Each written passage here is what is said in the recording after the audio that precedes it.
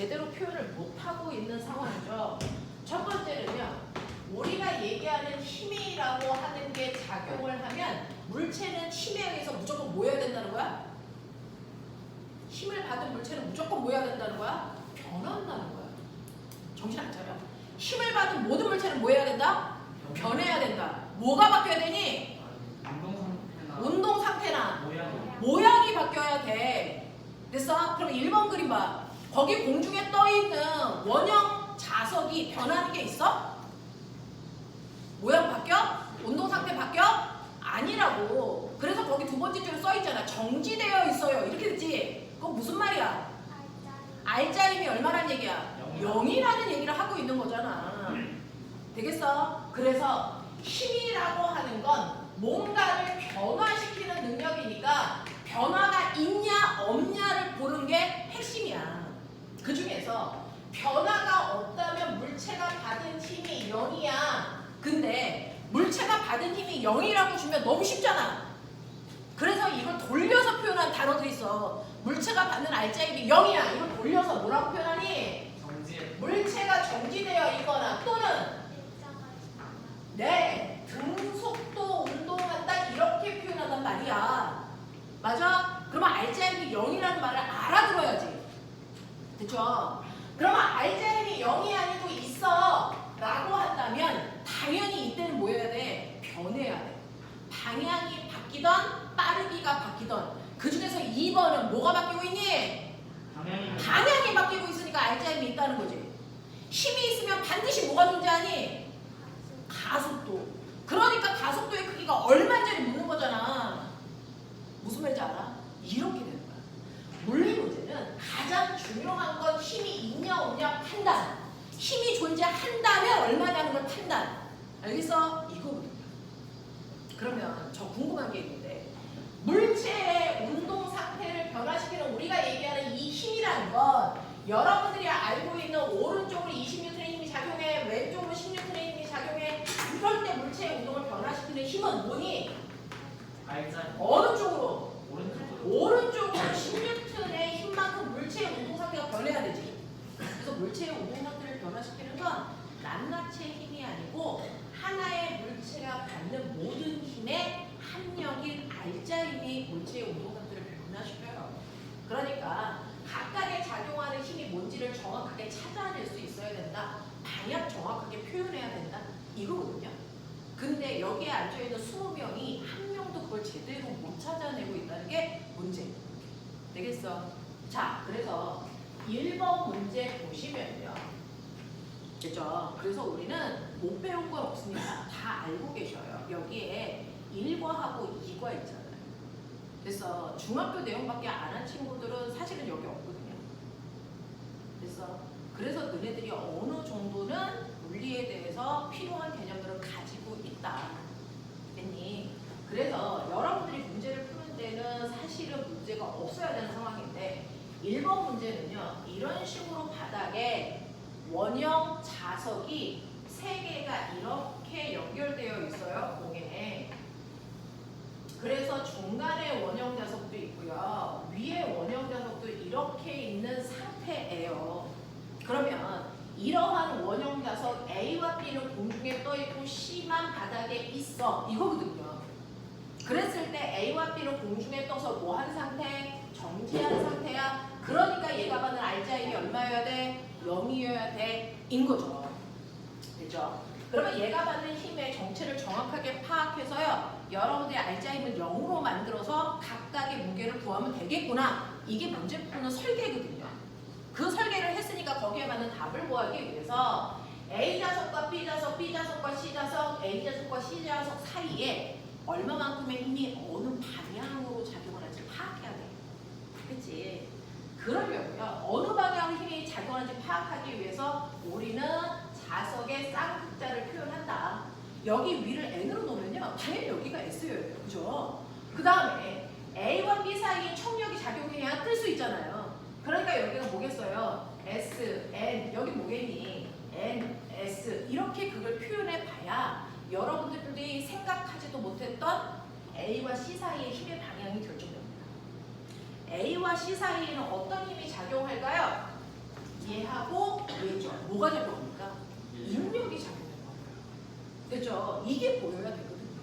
그래서 여러분들이 보시는 것처럼 A와 B 사이에는 서로冲력이 작용하는데 그 힘의 크기가 5N이라고 했습니다. 그렇죠? 그러면 A와 B 사이에 작용하는 힘이니까 A도 5N의冲력이라는 힘을 받고 B도 5N의冲력이라는 힘을 받아요. 정확하게 작용 좀 찍어야죠.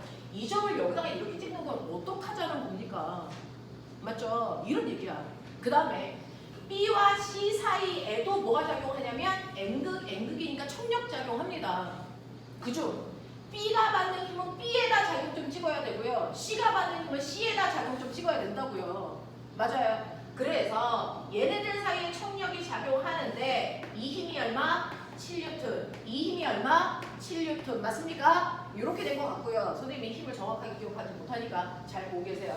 그 다음에 A와 C 사이에 작용하는 힘도 있는데 이 힘이 인력입니다. 그렇죠?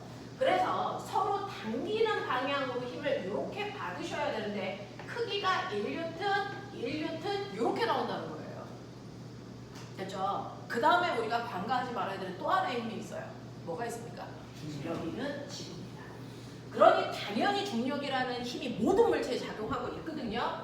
그래서 작용하는 이 중력이라는 힘을 여러분들이 각각 표현하셨어야 된다라는 겁니다.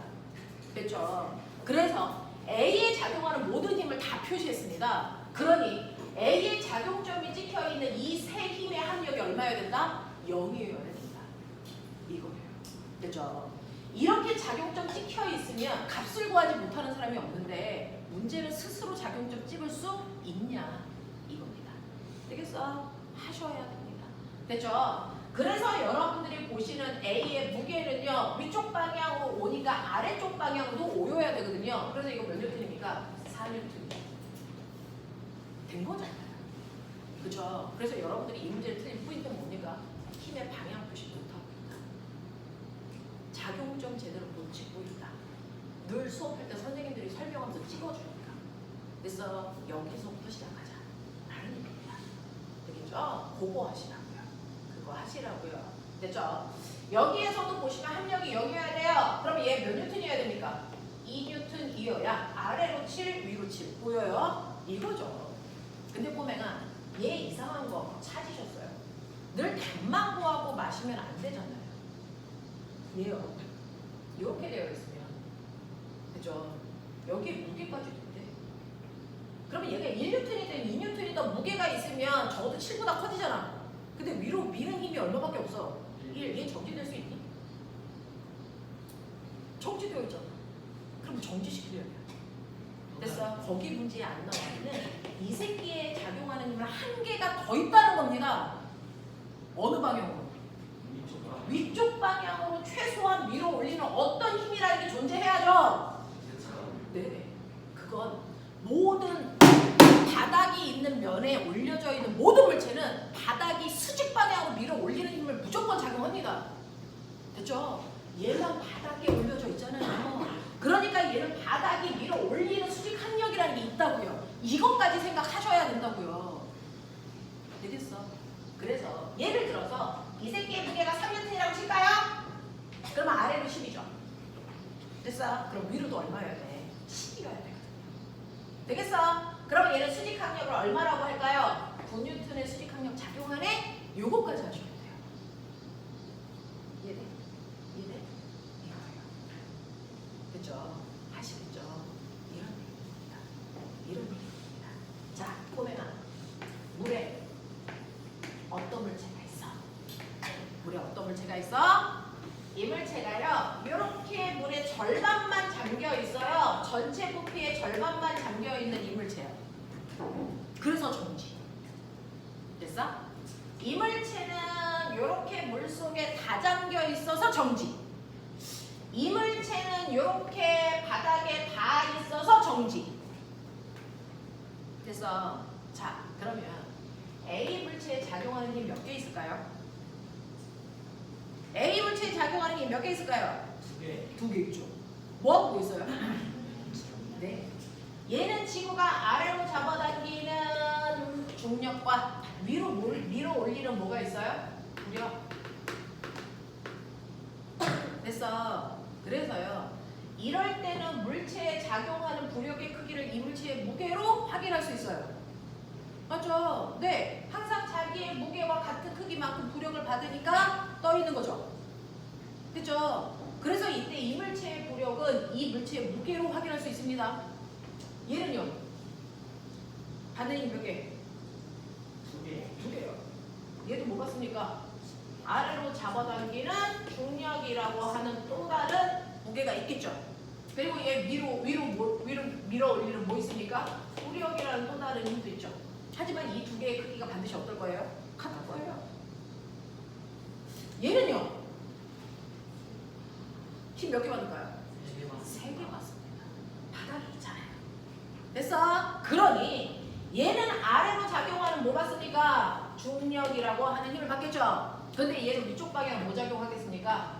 부력이라고 하는 힘과 뭘 받니? 수직항력. 됐어? 네. 그러니까 이때는 얘 무게와 부력이 같다라는 헛소리 하시면 안 된다고요. 알겠습니까? 바닥에 있는 모든 물체는 무조건 수직항력이 작용해요. 됐어? 네. 라고 하는 거 기억해 두셔야 됩니다. 됐죠? 그래서 자서 C는요. 수직항력까지 고려하셔야 정지한 상태를 얘기할 수 있어요. 알겠습니까? 요런 얘기들입니다. 이해돼? 하겠어? 그런 얘기들이야. 됐죠? 힘을 천천히 분석하시면 됩니다. 됐죠? 이런 식으로 물체의 운동을 변화시키는 힘이라는 알자힘은요. 여러분들이 힘을 정확하게 분석하는 그 과정에서부터 출발하셔서 얘기해야 된다. 그랬을 때 같은 방향은 더하세요. 반대 방향은 빼세요. 비스듬한 방향이 된 평행선을 그리세요. 라고 하는 그 다음 단계를 갈 수 있죠. 하겠어? 자, 오늘 했던 이 과정을 절대 잊지 마셔야 됩니다. 우리 방학 때 여러분들 3주 동안 하는 동안 물리는 딱 4번 선생님 얼굴 봐요. 오늘 한 번 봤죠? 앞으로 3번 보면 그래서 이렇게 기출문제 풀어드리는 것도 끝입니다. 되겠냐? 힘 분석 정확하게 하셔야 됩니다. 모든 물체의 근간은 힘이다 라는 겁니다. 알겠죠? 네, 그러면서 우리 하죠. 그러면 이렇게 물체의 운동 상태를 변화시킬 수 있는 게 힘이라고 했습니다. 이러한 힘은요, 여러분들이 중학교 때 몇 종류의 힘을 총 배웠습니까? 4종류. 그건 중학교 1학년. 6종류. 네, 중학교 1, 2, 3학년을 통틀어 여러분들이 힘을 배우는 건 1학년 때와 2학년 때 힘의 종류를 배웁니다. 그래서 힘은 6가지를 배웠습니다. 됐죠? 그 힘이 뭐에 의해서 생겼느냐에 따라서 여러분들은 힘의 종류를 배웠는데 힘의 종류가 6가지가 있는데 이 6가지의 힘을 여러분들은 정확하게 분류할 수 있어야 되고 그걸 언어로 표현할 수 있어야 된다. 그게 1차를 건너가는 방법이죠. 문제 이거 푸는 건 2차를 위한 문제풀이에요.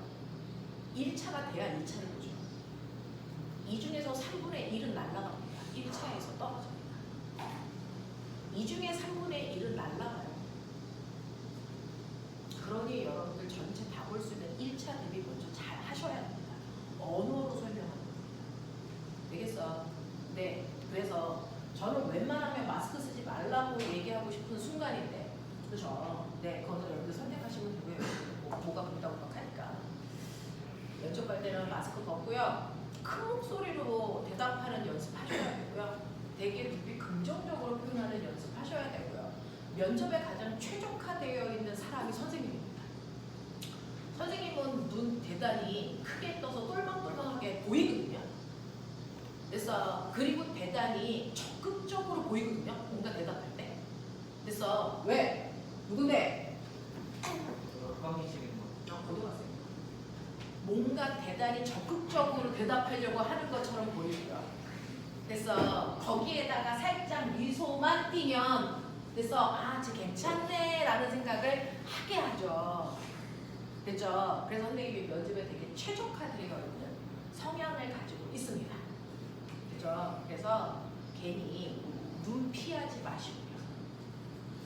내가 모르고 있는 것조차도 아는 것처럼 표현해야 되는데 눈이 자꾸 옆으로 사선으로 움직이잖아요. 아는 것도 모르는 것처럼 느껴집니다. 그죠? 그러니까 눈 정확하게 맞추는 연습도 해야 된다. 눈 쳐다 쳐다보기 힘들면 여기 살짝 아래쪽 어딘가를 보시고 얘기하시면 돼요. 그렇죠? 그래서 저 여기에 뽑아주기만 한다면 지금까지는 공부 조금 들었지만 앞으로 와서 엄청 열심히 할 거예요 라고 하는 걸 보여줘야지. 됐어? 그러면 된다. 그러면 된다. 됐어? 조금만 더 적극적으로 하시면 되고요. 그리고 모르는 질문을 하시면 제가 그 부분은 아직 준비가 안 되어 있으니까 다음에 선생님 합격해서 될 때는 반드시 그 부분에 대해서 공부하고 와서 대답 드릴 수 있도록 하겠습니다 라고 얘기하면 돼요. 왜냐면 면접 가면 질문 모르는 수준까지 끌고 가봐요. 얘가 어디까지 아는지 봐야 되기 때문에 네가 대답 못하는 수준까지 끌고 가거든요. 그럼 결국은 내가 대답을 못하는 문제가 나온다는 거야. 내가 다 아는 문제만 질문하지 않습니다. 그러니까 모르는 문제를 질문했을 때 어떻게 처세해야 되는지도 연습. 됐어? 그것도 연습하시면 돼요. 됐죠? 저번에 면접 보러 갔는데 어떤 애가 대답을 아주 자기는 잘하고 와서 합격할 것 같대요. 윤규야 조금만 줄여줘. 가온이 춥다잖아. 윤규야! 그렇다잖아요. 근데 걔가 자기가 받은 질문을 복기해 보니까 다 중학교 내용 안에서만 물어봤어. 운이 좋은 게 아니고요. 더 이상 질문을 높여서 할 이유가 없다는 겁니다. 얘는 이미 떨어뜨릴 거라고 선생님이 생각하셨기 때문에. 그래서 그냥 기분 좋게 보내준 겁니다. 근데 어떤 애는 질문 난이도가 대단히 높아요. 너 영재 시험 봤었니? 라고도 물어보시고요. 질문의 난이도가 대단히 높아서 애가 와서 울었어요. 너무 어려운 질문 하시죠. 그 아이가 합격했습니다. 그러니까 여러분들이 1차 면접 보고 와서 여러분들의 주관적 생각으로 판단하실 이유가 없습니다. 네가 조금 하는 것처럼 보이면 질문의 난이도 급격히 높일 수도 있어요. 근데 거기까지는 대답을 못해도 괜찮아 라고 생각하시는 질문들도 있거든요. 그래서 주관적으로 판단하실 이유도 없어요. 대신에 자소서에 대해서 질문했을 때는 그 부분을 완벽하게 마크하자. 그래서 특히나 네가 실험에서 했던 내용을 물어봤는데 잘 기억이 안 납니다. 이거 하는 수가 끝난 거예요. 알겠어? 그런 얘기들입니다. 자, 힘이라고 하는 거 6가지가 있는데요. 여러분들이 당연히 알고 있는 마찰력, 탄성력, 부력, 중력, 자기력, 정기력입니다. 됐죠? 우리는 연습 많이 했었거든요. 여기 중간중간 새로운 신입생들도 있어서 합니다. 이러한 힘이라고 하는 첫 번째는 힘의 정의를 여러분들이 정확하게 설명할 수 있는지 확인. 됐죠? 중급 요약본에 드렸습니다. 땡님, 근데 그 요약본을 답하기 위해서 간단하게 정리해드리지 않습니다. 그 문제만 나오지 않기 때문에. 됐어? 그래서 정리된 걸로 보지 말고 쭉 흐름을 보고 네가 한번 정리해봐. 알겠어? 그게 훨씬 더 좋습니다. 됐죠? 자, 힘의 정의 정확하게 얘기하시면 되는데요. 힘이라는 건 눈에 보이지 않지만 과학에서 인정하는 건 객관적으로 나타나는 현상이 존재하기 때문이다. 알겠어요? 그러니 힘이라는 거에 의해서 나타난 객관적 현상을 설명할 수 있어야 된다. 이 얘기잖아요. 그러니까 힘이 뭐니? 라고 하면 힘은 물체, 모양 또는 운동 상태를 뭐하는 변화시키는 뭐다? 능력이다. 물체 모양이나 운동 상태를 변화시킬 수 있는 유일한 능력, 이게 힘입니다. 그러니까 뭔가가 변하고 있다면 이 새끼를 알츠하이머를 받고 있는 거고요. 아무것도 안 변하고 있다면 알츠하이머를 받지 않은 거죠. 되겠습니까? 네. 그 중에서 모양이 바뀌는 성질을 이용해서 만든 게 바로 용수철 저울, 변형된 길이. 맞습니까? 이거고요. 운동 상태의 변화가 일어난다. 근데 그 운동 상태라고 하는 건 빠르기와 방향의 변화를 얘기하는데 어떤 애는 빠르기만 바뀔 수도 있고요. 어떤 애는 방향만 바뀔 수도 있고요. 어떤 애는 똑같은 크기의 힘을 받았지만 빠르기와 방향이 한꺼번에 다 바뀔 수도 있어요.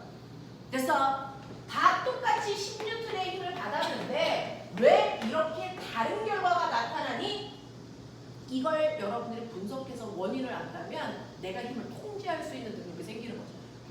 그렇죠? 이거였어요. 그래서 4년전에 선생님이 민사 물리 전문성 면접본 아이들한테 일반 물리까지 쭉 설명했는데 결국 물어본 건 저거였어요. 어떻게 하면 빠르기만 바뀌게 힘을 조절할 수 있니? 어떻게 하면 방향만 바뀌게 힘을 조절할 수 있니? 이거였어요. 되겠냐? 이거거든요. 그럼 빠르기나 방향을 변화시킬 수 있는 것도 알자의 힘인데 여러분들이 알고 있는 것처럼 어떻게 힘을 주면 10N의 힘을 주면 빠르기만 바뀌게 할 수 있어요? 운동 방향으로 힘을 주면 빠르기만 바뀌게 할 수 있는 모든 경우야? 자, 아가야, 빠르기만 바뀌는 대표적인 예, 두 개. 뭐 있냐? 빠르기만 바뀌는 대표적인 예, 두 가지. 우리 운동은요, 적어도 네가 입으로 몇 가지 얘기할 수 있어야 되니? 5가지. 중학교 3학년 교과서에 있는 운동이야. 뭐 있습니까? 자유낙하. 첫 번째, 자유낙하 있죠? 두 번째, 뭐 있습니까? 연지, 상반 운동. 뒤질래, 진짜? 그 중에서요, 자유낙하 운동도 방향은 안 바뀌고 빠르기만 바뀌죠? 이 경우는 물체의 운동 방향과 힘의 방향이 뭐한 방향? 같은 방. 같은 방향입니다. 지금 주한이가 얘기한. 근데 지금 주한이가 얘기한 걸로 연직상반이 해결이 될까? 병신. 연직상반은요, 공을 던져 올리잖아요. 그러면 얘가 올라가는 동안 받는 힘이 물체의 운동 방향으로 작용하고 있냐? 뒤질래 새끼야. 얘는요, 운동 방향과 같은 방향으로 힘을 받고요. 얘는 운동 방향과 뭡니까? 반대 방향으로 힘을 받지만 빠르기만 바뀌잖아요. 그러니까 빠르기만 바뀌기 위해서는 물체의 운동 방향과 어떤 방향으로, 그쵸? 같은 방향 또는 반대 방향을 합해서 무슨 방향이라고 한다? 나란한 방향 이라고 교과서에 써져 있다고요. 알겠어? 나란한 방향으로 힘이 작용하는 경우에는 빠르기만 바뀌게 할 수 있어요 라고 얘기하셨어야죠. 되겠어? 두 번째는요, 방향만 바뀌는 경우도 있어. 방향만 바뀌게 하려면 어떻게 힘 주면 되겠어요?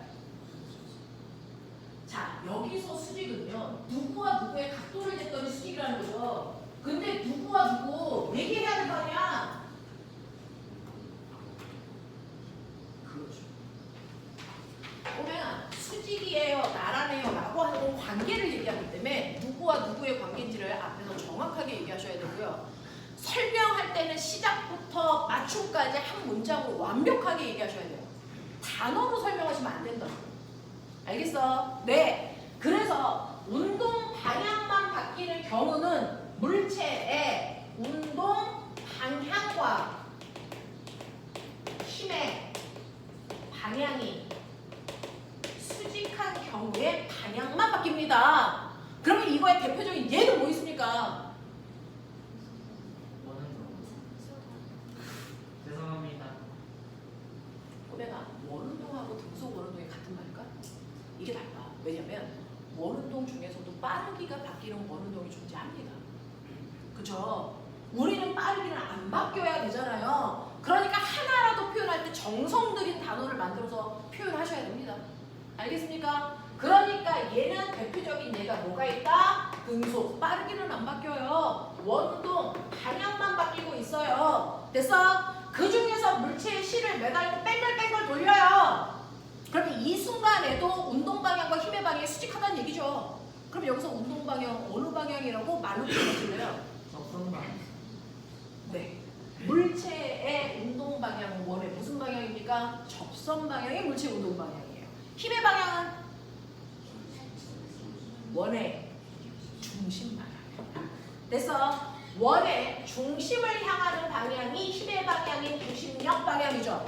이때 운동 방향과 힘의 방향이 몇 도이기 때문에 90도이기 때문에 그래서 빠르게는 안 바뀌고 방향만 바뀝니다. 라고 하는 겁니다.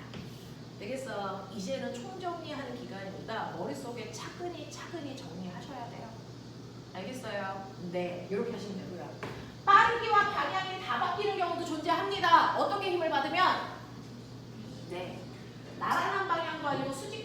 방향도 아닌 나머지 방향인 비스듬한 방향이죠. 됐어? 네. 그 비스듬한 방향으로 힘을 받아서 빠르기도 방향도 다 바뀌는 운동 두 가지. 포물선 운동. 그렇죠. 포물선 운동하고 뭐 진자 운동. 그래서 여러분들은 운동을 이렇게 5개로 표현할 수 있으셔야 돼요. 자유낙하고 여기 3번까지. 됐어? 이게 고등학교 3학년 때까지 나와 있는 물리 교과서의 운동의 이름이에요. 됐어? 그 중에서요. 포물선 운동 이렇게 하죠. 2번 그림입니다. 됐죠? 자, 얘는 여기 있던 상관없이요. 물체가 운동하는 방향 똑같습니다. 곡선으로 운동하는 경우에는요. 매 순간 그 곡선의 접선 방향에 물체가 가려는 운동 방향이에요. 힘의 방향은요. 이 새끼가 포물선 운동하는 동안 뭘 받습니까? 유일하게 중력이라는 힘밖에 안 받아요. 그러니까 중력이에요. 이게 운동 방향과 힘의 방향이 비스듬하기 때문에 한꺼번에 다 바뀌는 운동을 하더라라는 얘기입니다. 알겠어요? 이런 얘기 하셔야겠죠. 됐죠? 자, 그래서 힘이라고 하는 건 운동 상태를 변화시킬 수 있는 유일한 능력인데 힘의 방향과 운동 방향이 어떤 관계를 가지고 있느냐에 따라서 변화를 우리가 통제할 수 있다라는 얘기입니다. 됐어? 통제할 수 있습니다. 자, 그래서 여러분들이 알고 있는 것처럼 경사면에 쇠구슬이 굴러 내려가겠죠. 얘 방향을 바꾸고 싶어요. 방향을 많이 바꾸게 하고 싶어요. 그럼 내가 뭘 줘야 되니? 변화시키고 싶으니까 힘 줘야죠. 근데 방향만 바꾸고 싶다는 거야. 그러면 어떤 방향으로 힘줘야 되겠니? 어떤 방향으로 힘줘야 되겠니? 물체의 운동 방향과 수직한 방향으로 힘줘야 되겠죠? 됐어? 그래서 나는 여기다가 자석을 이렇게 놓고요. 쇠구슬이 굴러갈 때 자기력을 받아서 됐어? 당기게끔 하겠다는 얘기예요. 근데 얘가 더 많이 휘게 하고 싶다는 거죠. 그러면 이걸 더 많이 휘게 하려면 작용하는 힘의 세기가 뭐 하면 되겠니? 세면 돼. 그럴 수 있는 방법을 다 얘기해봐. 그럴 수 있는 방법을 다 얘기해봐. 뭐 있어, 주? 자석의 세기를 세게 하자. 또 구슬의 질력을 작게 하자. 가능하죠? 또 거기가 그쵸? 동건. 네. 그럼 휴가 얘기한 거 말고 또 네가 얘기할 수 있는 게 있어? 경사면의 기울기를 원하는. 네. 경사면의 기울기를 완만하게 하면 지나갈 때 속력이 느리니까 자기력을 받는 공간, 시간이 보여집니까? 길어져요. 그래서 더 많이 휩니다. 알겠습니까? 네. 그래서 얘를 더 많이 휘게 할 수 있는 방법은요. 센 자석을 갖다 대거나 쇠구슬의 질량을 작게 하거나 이 두 가지가 다 뭐 하는 겁니까? 가속도를 크게 하는 방법. A는 M분의 F 얘기하고 계세요. 되겠어? 이거 줄여, 이거 크게 해. 이거 얘기하고 있는 거야.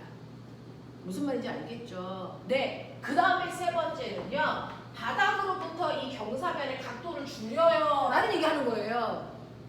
됐어? 그러면 속력이 느려지기 때문에 자석의 힘을 받는 시간을 길게 한다. 알겠습니까? 라고 하는 뭘 얘기하는 거죠? 충격량 FT. F가 일정해도 T를 뭐하게 하면 돼요? 길게 하면 변화량이 커져요. 라는 얘기를 하고 있는 거야. 알겠어? 이런 얘기거든요. 괜찮아? 괜찮아? 하겠어? 네. 2번 문제 보죠. 2번 문제는요. 총 변화량에 해당되는 가속도를 한번 해봐 라고 합니다. 됐죠? 여러분들 A에서 B까지의 가속도와 A에서 C까지의 가속도와 A에서 D까지의 가속도의 크기 비율이 1대1대1이 아닙니다 라고 하는 겁니다. 자, 1대1대1 말고 다른 숫자 나온 사람? 저는 구했더니 1대1대1 말고 다른 숫자 나왔어요.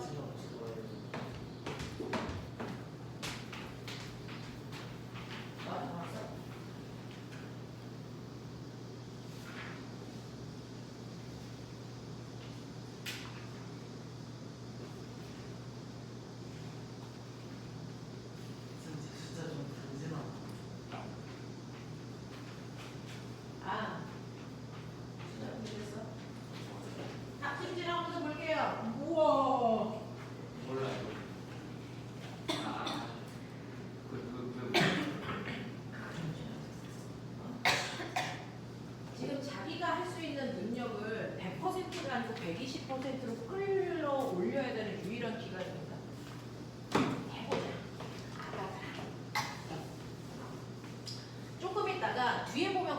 기출문제들 나와 있어요.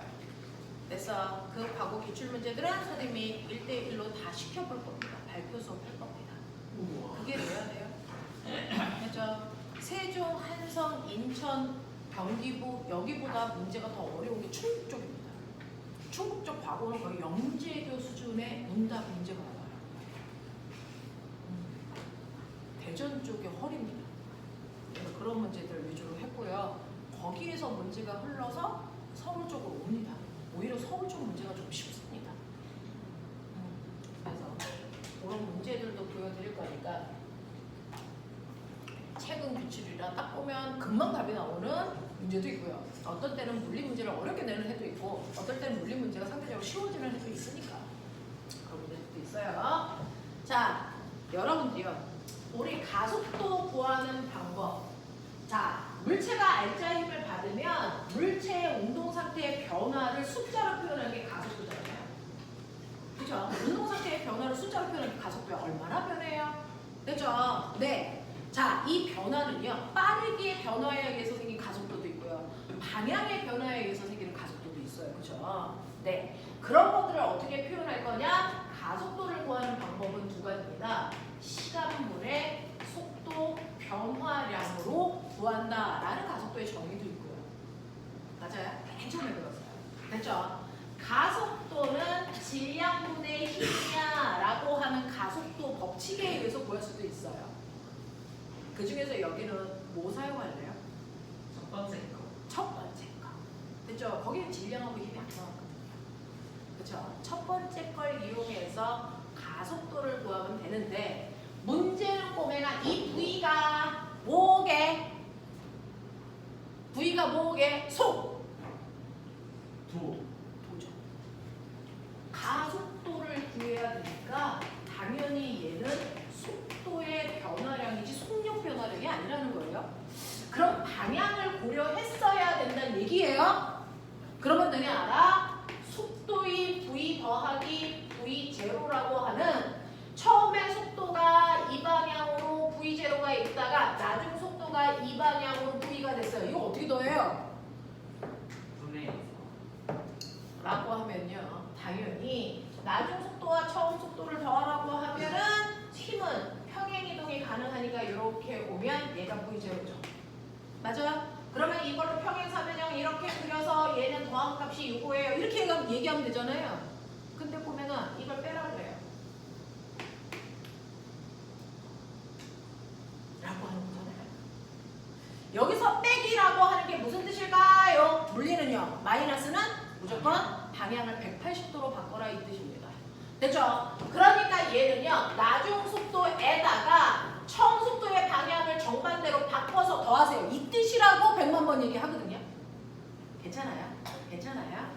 그러면은 여러분들이 보시는 것처럼 처음 속도가 이거고 나중 속도가 이거일 때 그래서 나중 속도에서 처음 속도를 빼서 그거를 시간으로 나눠야 가속도가 되잖아요. 그러면 나중 속도에다가 처음 속도를 원래대로 갖다 붙이면 이건데 이걸 빼래요. 처음 속도를. 그럼 어떻게 하면 돼요? 이렇게 해서. 맞아요? 네. 이게 처음 속도의 방향을 정반대로 바꾼 벡터잖아요. 이걸 이용해서 평행사변형을 그렸을 때 이 대각선이 속도 변화입니다. 이거 구하라는 거잖아요. 그걸 하라고요. 그걸 하셨어야 된다고요. 누가? 해봐.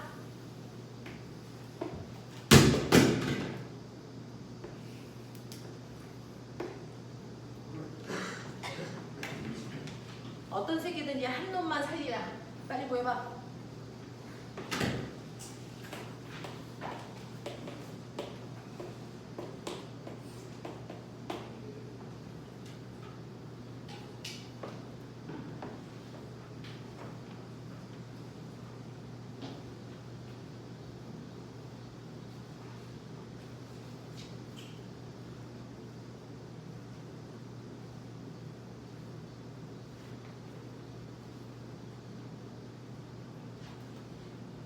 세 번째 줄에서 A에서 B로 이동하는 동안의 평균 가속도는 가속도 AB라고 되어 있고 두 번째도 A에서 B로 나와 있죠. 두 번째는 A에서 B가 아니고 A에서 C로 이렇게 바꿔주시면 감사하겠습니다.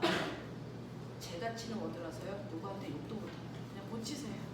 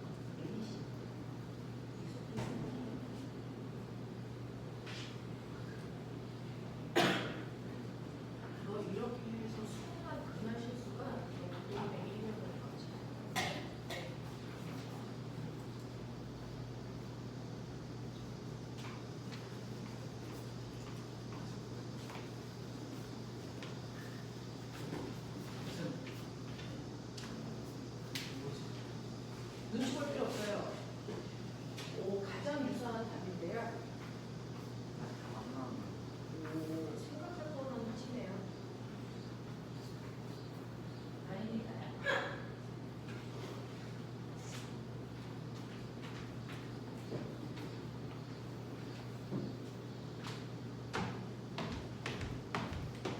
아가 60도.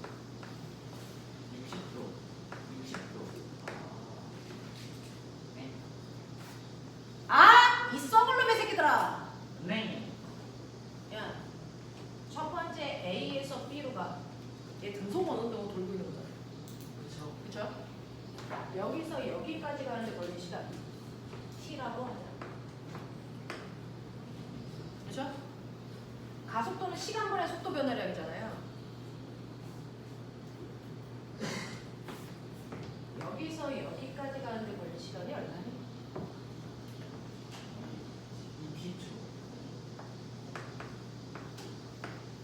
시간 같지 않아요? 뻔뻔하기는 진짜.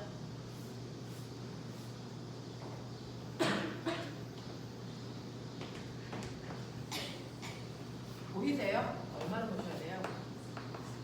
적어도 여기까지는 어차피 과거는 2차 면접은요. 합격한 애들 중에 절반 이상이 틀린 문제 드글드글 가지고 있어요. 그럼에도 불구하고 합격합니다. 2차 면접에서요. 실제로 자기가 복귀해서 보면 이 문제도 너 틀렸어 라고 하는 애들 드글드글 하거든요. 근데 걔네들이 붙거든요. 왜요? 풀이하는 과정에서 끝까지는 못 밀고 가도 봐야 되는 포인트는 제대로 짚고 갔거든요. 근데 어느 부분에서 더 이상 몰라서 얘가 못 푼 거거든요. 그럼 내가 아는 데까지는 천천히 얘기하시면 아 여기까지는 생각했구나 라고 하는 거거든요. 그래서 이 시간 여기를 제대로 놨나 안 놨나가 첫 번째예요. 지나가면서 보니까 거기까지는 제대로 놓은 친구도 있고요. 아예 여기서부터 틀린 친구들도 있고요. 그렇다면 난 여기까지는 제대로 끌고 가는 애들 뽑겠다고요. 답은 못 맞춰도. 너네 면접 보러 가면 너네만 어렵겠냐? 이 동네에서 그나마 미래 탐구 다니는 아이들이 그나마 좀 하고 있는 거야. 그러니까 너네가 기준이야. 다른 데보다 너네가 훨씬 더 잘해. 그러니까 조금의 차이로 한 뿔이 결정되거든요. 그러니까 내가 아는 데까지는 무조건 성심성의껏 몰라도 유추해서 네가 뭐라도 얘기해야지 플러스 점수 1이라도 받는다. 알겠어? 그 차이로 한 뿔이야. 정확하게 하십시오. 시간 이렇게 됩니다. 그러면 시간의 비율이 이래요. 됐죠? A, B가 속도, B, C가 속도가 되잖아. A, B와 A, C와 A, D잖아. 맞아? 이거라고요. 그래서 걸린 시간이 1대 2대 3이야. 됐어? 그 다음에 이제 가속도의 비율을 보면요. 여기에서는 A, B니까 B에서의 속도 방향 여기고요. A에서의 속도 방향은 이거였는데 A의 속도를 빼야 되잖아요. 됐죠? 그러면 A의 속도 방향을 정반대로 바꿔서 이렇게 했을 때 이게 A의 속도의 마이너스까지예요. 방향을 정반대로 바꿔. 그죠? 이게 B 속도라고요. 이걸 평행사변형을 그렸을 때 대각선 방향 얘가 속도 변화 방향이라고요.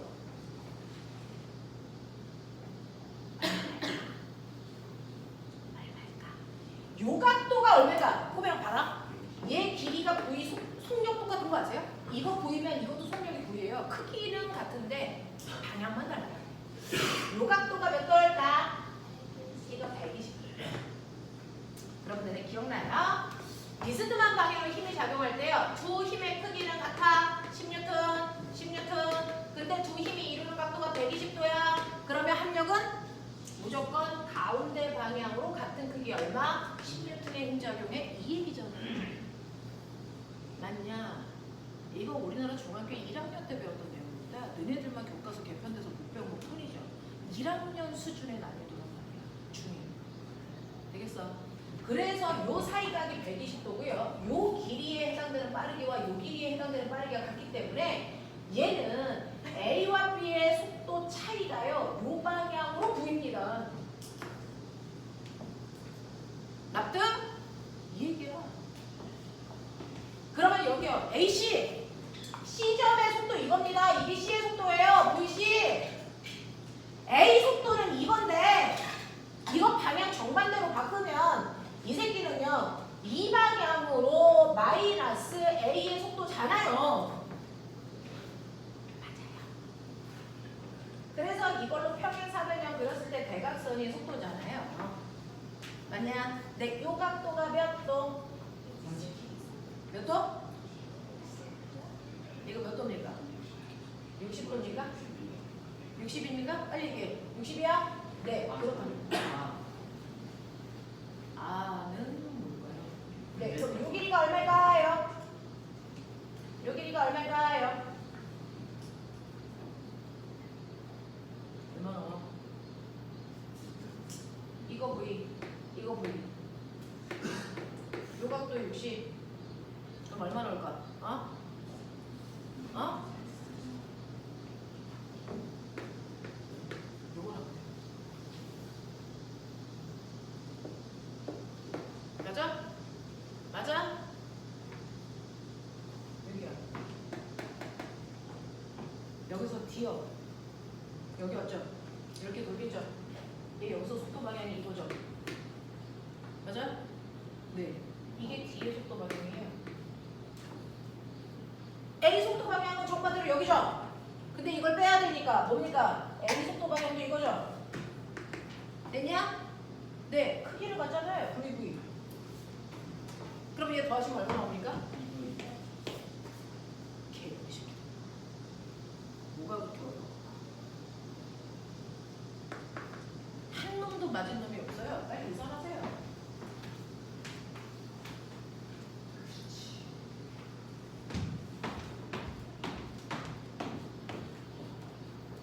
몰라. 얼마 나와?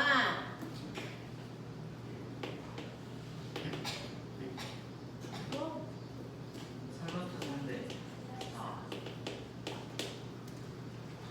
100%가 틀린 문제일 수가 있을까요? 됐어. 돼? 괜찮아. 괜찮아. 좋아하냐? 안 괜찮지? 이렇게 하는 거야. 하겠어? 자, 1, 2번 문제요. 2번 문제 다시 1분 드려요. 한번 풀어보세요. 2번 문제. 그리고 나서 저는 3번 갈 겁니다. 빨리 하세요.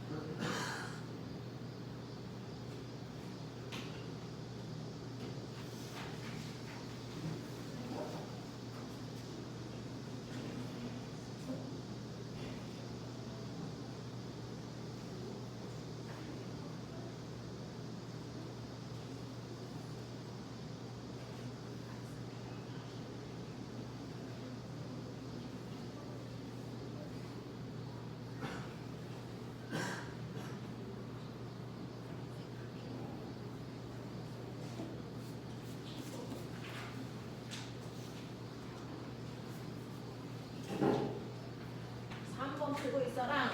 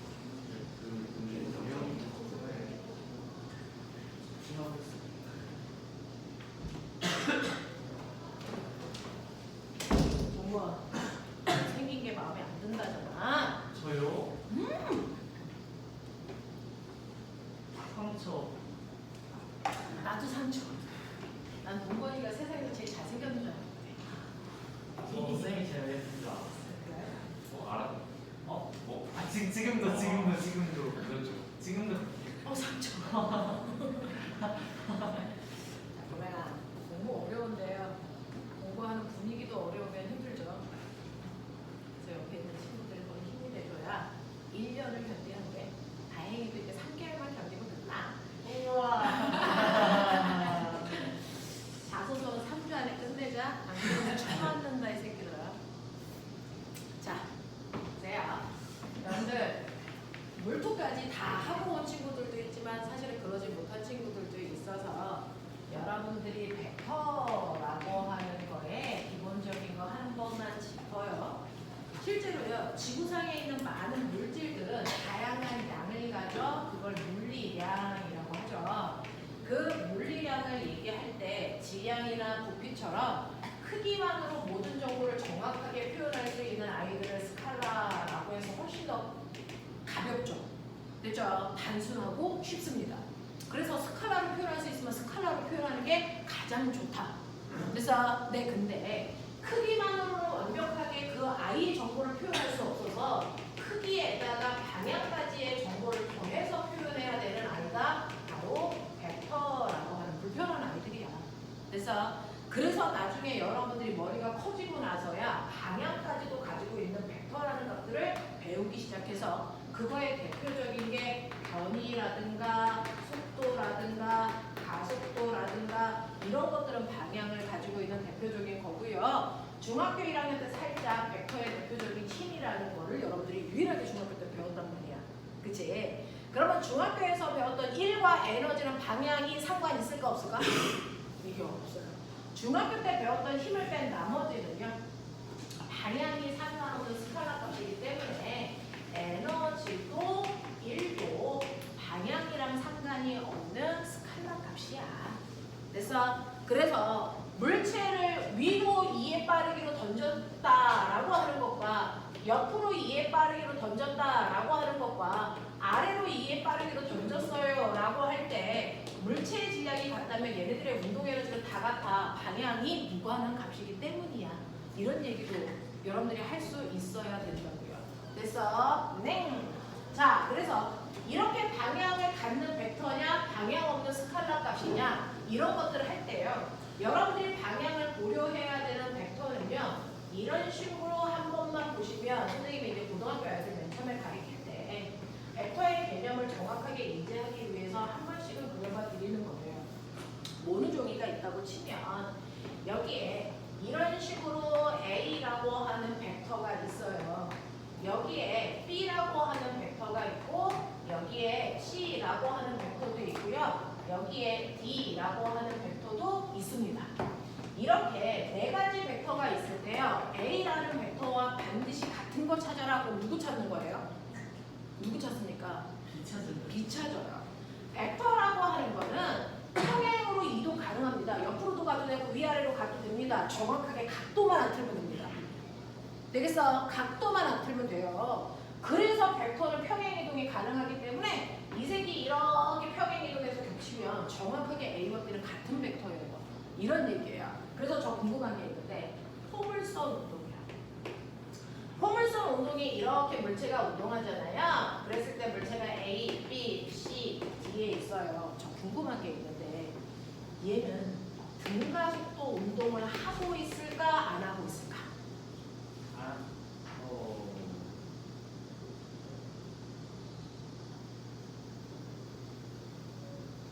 등가속도 운동일까 아닐까?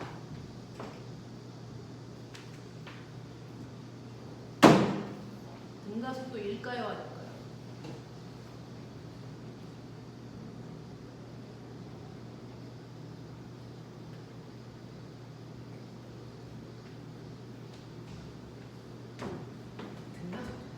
등가속도요? 얘 등가속도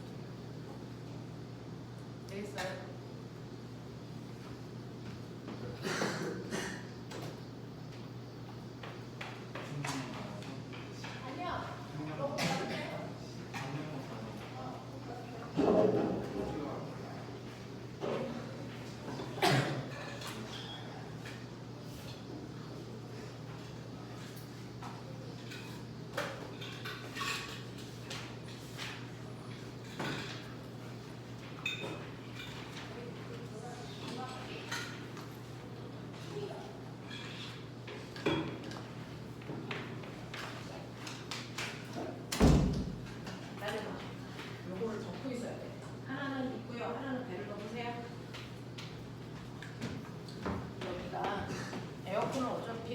5개 없는 공간인데 윤주야 그 에어컨 꺼. 이래가 이렇게. 됐어요. 여기만 켤게요. 자, 근데 추우면 좀 체력 관리 잘 하셔야 돼서 지금 3영재 애들은 다음 주 금요일날 결과 발표가 있습니다. 우와. 재밌겠다. 다음 주 금요일날 결과 발표가 2차 발표가 있어서 걔네들은 2차 발표를 하고 나서 일주일 후에 또 면접 보러 가야 되는 아이들이 있어서 건강이 되게 중요하잖아요. 그래서 걔네들은 마스크를 필수로 쓰라고 합니다. 혹시나 컨디션이 안 좋을까 봐. 근데 여러분들은 아직은 3개월이 있으니까 그래서 쓰고 싶은 사람들은 쓰고요. 쓰고 싶지 않은 사람들은 안 쓰셔도 됩니다. 저는 안 쓰고 싶어요. 그래서 안 씁니다. 자, 등가속도 운동이라고 할 때 조금 전에 보여드렸어요. 가속도는 대표적인 표현입니다. 그러니까 가속도는 정확하게 빠르기, 자 정확하게 크기와 방향이 변하지 않아야 가속도가 같은 등가속도다 이렇게 표현합니다. 맞아요? 오케이. 근데 이 가속도의 크기와 방향을 결정하는 게 뭐라고요? A는 M분의 F라고요. 그렇죠? 그럼 이제 나 궁금한 게 있어. 가속도의 방향을 결정한 건 누굴까요? 맞아요. 힘 방향입니다. 힘의 방향이죠. 왜? 질량은 방향이 없는 스칼라 값이잖아요. 그러면 가속도의 방향을 결정하는 건 힘 방향이니까 첫 번째 가속도가 등가속도를 내면 가속도의 방향이 안 바뀌어야 됩니다. 그러니까 힘의 방향이 안 바뀌는지를 먼저 조사하셔야 돼요. 운동 방향이 아니야 보면 힘의 방향이야. 그러면 A 지점, B 지점, C 지점, D 지점의 힘의 방향은 다 중력 방향입니다. 이거 같은 방향, 다른 방향? 같은 방향. 평행 이동하면 다 겹칩니다. 힘의 방향 안 바뀝니다. 맞아? 그 다음에 그럼 방향이 안 바뀌고 얘가 일정하다면 그 다음에는 크기가 변하지 않고 이 또한 일정한지를 조사하셔야 됩니다. 그 중에서 크기를 결정하는 건 질량의 크기와 힘의 크기입니다. 그럼 이 새끼가 날아가는 동안 질량이 바뀔까요? 안 바뀌죠. 질량은 변화가 없기 때문에 아 이거 일정해. 그러니까 결정은 뭐야? 힘의 방향과 힘의 크기가 결정한다. 등가속도인지 아닌지는 운동 방향 볼 필요 있니? 없어요. 근데 동거라! 네. 등가속도인지 아닌지를 왜 운동 방향을 자꾸 보려고 그래? 가속도의 크기를 결정하는 건 운동 방향이 아니었어. 무슨 방향이었어? 힘의 크기와 힘의 방향이었어. 그래서 기본에 충실하자. 그거 묻는다. 되겠죠? 그래서 여기에서 가속도의 방향이 변화가 없다는 거. 왜? 밖에 누가 오다가? 명인이가. 누구? 실제 사람. 어? 밖에 누구 있었어? 네. 누군데? 자꾸 밖에 그렇게 보면 나 깜짝깜짝 놀래. 귀신 왔다가 그래. 응? 자, 시험 보기 전에 귀신 보면 합격한다. 우와. 보려고 다니지 말고 공부해라. 자, 그러면 힘의 크기도 안 바뀌는지 보셔야 되는데 얘네가 받는 힘은 다 뭘까요? 중력. 중력입니다. 여기입니다. 그러니 힘의 방향도 안 바뀌어, 힘의 크기도 안 바뀌어. 그러니까 당연히 뭐야? 등가속도야. 알겠어? 이런 얘기야.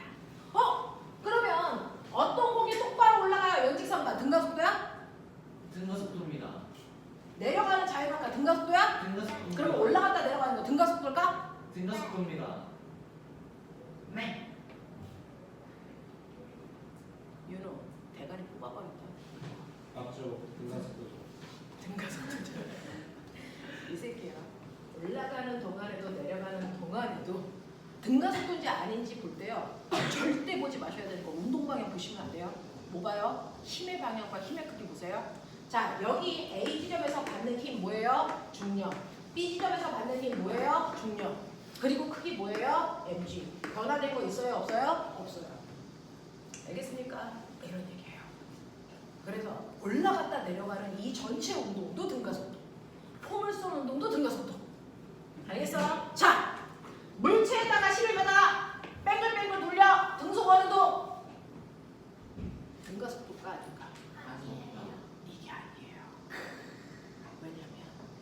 얘는 여기 있을 때 받는 등속이기 때문에 힘의 크기는 똑같거든요. 가속도의 크기는 똑같아요. 근데 가속도가 뭐예요? 가속도의 방향은 힘의 방향에서 따오는 거야. 알겠지? 그럼 힘의 방향이 변하지 말아야 돼. 얘처럼. 그래서 근데 등속 원운동 할 때 힘은요. 언제나 그 지점에서 어디를 향하는 방향? 중심을 향하는 방향. 언제나 그 지점에서 중심을 향하는 방향이 힘의 방향이거든요. 그럼 꼬매가 이 방향과 이 방향 같니? 아니잖아. 각도가 달라지잖아. 그쵸? 그러니까 얘 등가속도가 아니야. 알겠어? 등속 원운동은 그냥 가속도. 되겠지? 이런 거야. 이런 거야. 되겠죠? 그래서 등가속도가 아닌 거를 분별할 수 있어야 되는데 첫 번째는 벡터로 평행이동했을 때 그냥 같으면 같은 벡터야 이렇게 본다고요. 쌤, 지구는 둥그렇잖아요. 중력은 지구 중심에 가는 거잖아요. 그러면 던지면은 지구 중심을 네가 유현진이야 이 새끼야? 오리군요. 사실은 엄밀히 따지면 꼬매가 여기서 지구 중심까지의 거리, 여기서 지구 중심까지의 거리 다르죠. 그러면 중력의 크기를 미세하게 따지면 이 중력과 이 중력이 같을까? 사실은 다르겠죠. 근데 네가 던지는 그 높이는 천체의 입장에서 보면 코딱지도 안 되는 크기죠. 무시하겠다는 거야. 알겠어?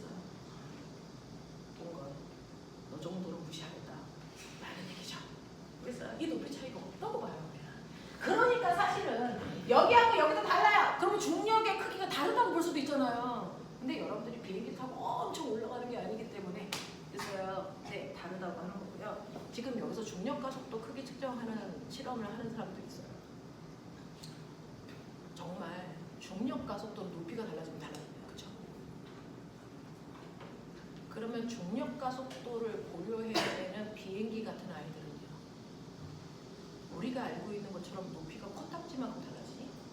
아니죠. 그러면 비행기에서의 중력과 속도는 높이에 따라 고정값 집어넣으셔야 돼요. 맞아? 그럼 비행기는 도대체 얼마 단위로 중력 가속도를 고정해서 써야만 될까요? 그냥 중력 가속도 크기 구하는 실험은 재미가 없습니다. 100년 동안 100만 명이 썼을 거예요. 그러니까 그거 가지고 펼쳐나갈 수 있는 그 다음 것들을 생각하셔야 되고요. 실험은 단순하게 하시는 게 좋고요. 알겠어? 이런 것들. 되겠죠? 네. 자, 그래서 A 벡터하고 B 벡터는요. 방향이 같기 때문에 같은 벡터라고 여러분들이 인정하시는 게 맞고요. 그 다음에 저는 A 벡터하고 C 벡터를 무조건 같다고 표현하고 싶어. 어떻게 하면 돼? 네, A 벡터의 크기만 2배로 하시면 되겠죠. 되겠어? 이렇게 표현하면 같은 벡터야. 맞죠? 저는 A 벡터 하고요. D 벡터도 무조건 같게 만들고 싶어요. 방법이 뭡니까? 네, 둘 중에 하나의 방향을 정반대로 바꾸면 같죠? 그 방향을 정반대로 바꾼다는 표시를 마이너스로 하시면 됩니다. 되겠어? 그래서 마이너스의 의미는 방향을 정반대로 바꿔라라는 뜻입니다. 알겠습니까? 이렇게 되는 겁니다. 기억을 좀 해봐 두시면 그래서 여러분들이 이렇게 마이너스라는 벡터를 어떻게 다룰 거냐 이거는 여러분들이 좀 볼 필요가 있다. 그래서 이번 문제는 여러분들이 빠질 수 있는 함정들이 있는 문제들만 골라낸 거야. 노인네가 밤새 고른 문제야 이 새끼들아. 잘하자. 최선을 다하자. 자, 그 다음에 3번 문제 좋죠. 무력입니다. 아마 이번에도 세종이나 한성에서 무력이 나오지 않을까라는 생각을 합니다. 왜? 작년에 무력이 안 나왔으니까. 올해는 무력. 그래서 이거 엄청 나옵니다. 그래서 마찰력, 타중력 너무 흔한 힘이다. 무력. 엄청 많이 나옵니다. 해마다 나옵니다. 그래서 송원쌤이 맨날 애들 부력 좀 다시 가르쳐주세요. 뭐 이렇게 얘기를 합니다. 그래서 부력 열로 많이 나오죠. 자, 3번 문제 답 구경하러 갈까요? 말해봐. 3번 문제 답. 아. 네. 질러. 말. 우와. 말. 우와. 야, 히. 얼마나? 말을 했어. 얼마나? 0.2? 0.2? 서진, 너 서진이라고 그랬지? 서준? 응. 저 병신 새끼 저거. 강욱 0.2. 재원 0.1. 뭔가가 0.2인가 봐. 0.1을 하나 넣어줘야지 여기. 0.1 하겠습니다. 답은 0.2야. 아이. 답은 0.2입니다. 됐죠? 이거는요. 원리만 알면 그래서 금방 풀 수 있는 문제야. 쟤네들이 잘 푼 게 아니고요. 여러분들이 그 원리를 설명드리면 되는 거죠. 됐죠? 그래서 우리는 이제 부력도 할 수 있는 수준이 돼야 된다라고 하는데 아까 선생님이 말씀드린 힘이라는 건 물체의 모양이랑 운동 상태를 변화시킬 수 있는 6가지의 힘이다? 그랬죠? 그러면 태유야 힘을 분류해봐. 6가지의 힘을 분류하는 방법. 기준. 힘은 뭘 기준으로 분류할 수 있을까요? 안 들려! 뭐라고? 뭐든지 얘기하셔야 됩니다. 그래서 못 구했으면 그래서 내 머리 없는 예쁜 인형처럼 보여서 안 돼요. 뭐라도 얘기하셔야 돼요. 뭘까? 예서 힘을 분류하는 기준. 역학적 에너지를 보존시킬 수 있는 힘인가? 역학적 에너지를 보존시키지 못하는 힘인가? 그래서 전형적으로 선행을 한 티를 내는 힘입니다. 됐죠? 면접할 때 선행해서 배운 단어 써도 돼요? 안 돼요? 됩니다. 됩니다. 됩니다. 그거 확인하겠다고 면접하는 건데 선행한 단어도 숨기면 됐어. 네, 그럼 이긴 거거든요. 하시면 돼요. 대신에 그 단어가 뭔지만 정확하게 이해하시면 되죠. 알겠습니까? 네. 힘을 분류합니다. 힘의 분류. 힘을 분류할 때 기준이 뭡니까? 뭐든지 분류해야 된다. 근데 그 분류의 기준을 정확하게 얘기하고 거기에 해당되는 항목들을 정확하게 분류해서 넣을 수 있으면 된다. 되겠습니까? 힘을 분류할 때요. 우리는 2가지 기준으로 나는 분류합니다. 또 다른 기준이 있을 수도 있어요. 됐죠? 그 중에서 중학교 때 배운 기준은 뭘까? 쟤는 지금 고등학교 때 배운 기준을 얘기하는데 중학교 때 배운 기준은 뭐야? 힘은요? 뭐라고? 너 백소윤이야 백세인이야? 아 저거구나. 서윤이야? 서윤이야. 얘기해. 그렇죠. 선생님은 얘네 둘이 구분이 안 돼요. 저는 오히려 쌍둥이랑 구분하는데 얘네 둘이 구분이 안 돼요. 자, 중학교 때 배운 기준은 접촉되어 있어야만 작용하는 힘이냐 아니면 떨어져 있는 물체라도 작용할 수 있는 힘이냐 요걸로 나옵니다. 이게 중학교 때 우리가 배운 기준이에요. 됐죠? 반드시 접촉되어 있을 때만 작용할 수 있는 힘이 뭘까요? 누구야? 네. 물에 들어가 있는 물체만 물로부터 부력을 받습니다. 됐죠? 그러니까 부력이라는 힘은 반드시 접촉되어 있을 때만 작용하는 힘이며 또 탄성열. 탄성력. 용수철을 잡아당겨야만 탄성력이 생기거든요. 또요. 마찰이요. 마찰력입니다.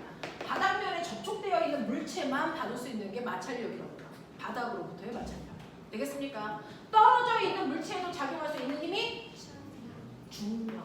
땅바닥에 떨어져 있는 새도 중력을 받습니다. 또요. 자기력. 자기력. 또요. 전기력. 전기. 그래서 네, 이런 식으로 접촉 유무에 따라서 힘을 분류하는 게 가장 기본적인 분류입니다. 되겠어? 그 중에서 중학교 1학년 때 배웠던 힘은 몇 가지가 있을까요? 4가지.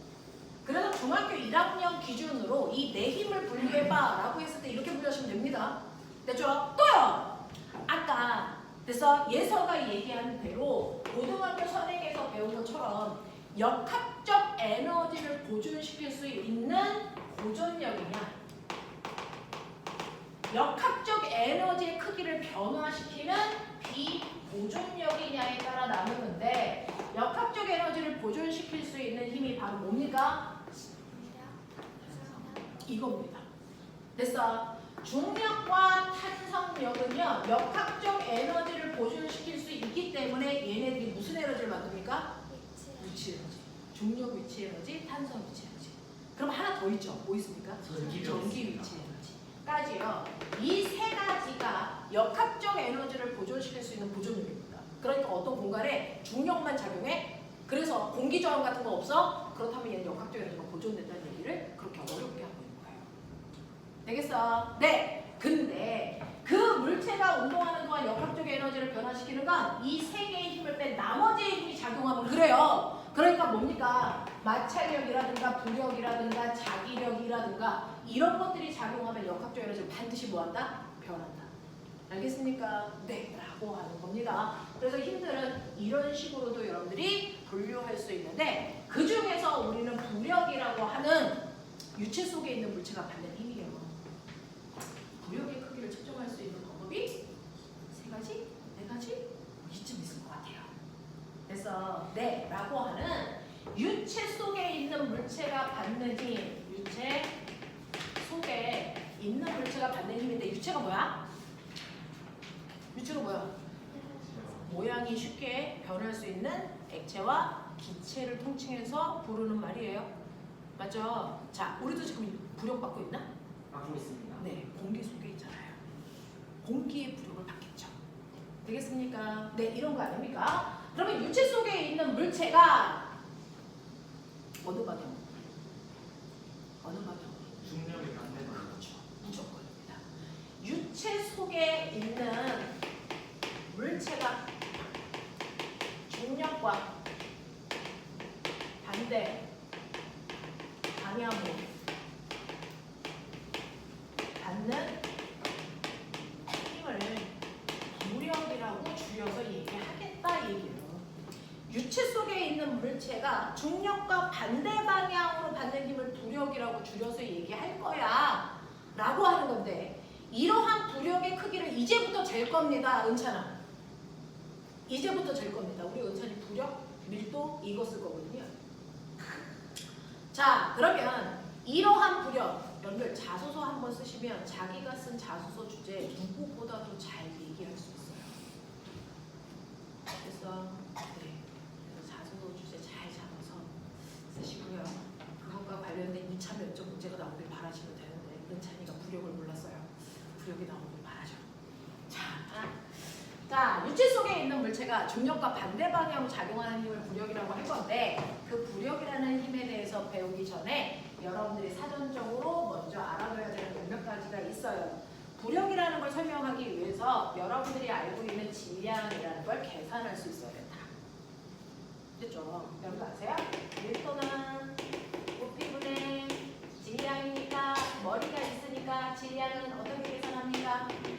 그렇죠. 밀도 곱하기 부피로 계산하는 값이야 이 일입니다. 그렇죠. 자, 그래서 여러분들이 알고 있는 질량은요.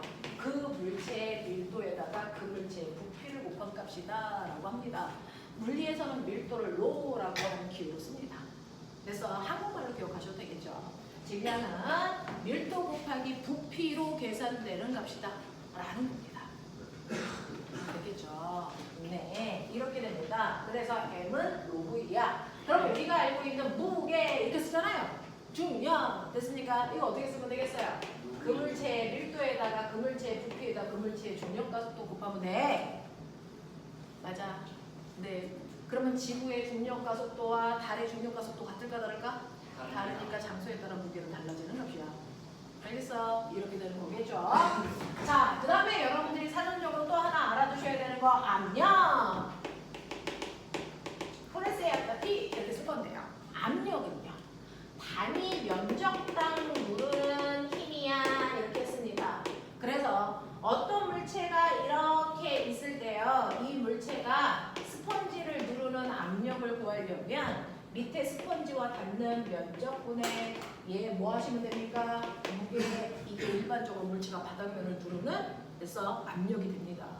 그렇죠? 가장 심플한 그 모양으로 설명한 겁니다. 그래서 일반적으로 물체가 바닥면에 닿는 면적분의